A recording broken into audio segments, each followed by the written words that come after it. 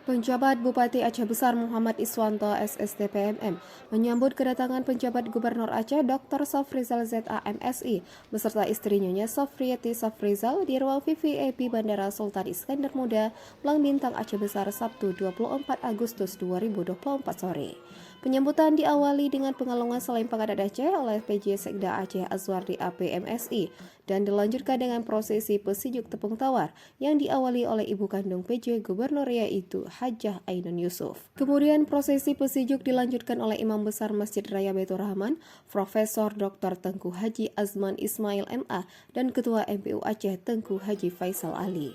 Pada kesempatan tersebut Muhammad Iswanto mengucapkan selamat datang dan selamat bertugas di tanah kelahiran untuk memimpin Provinsi Aceh ke depan.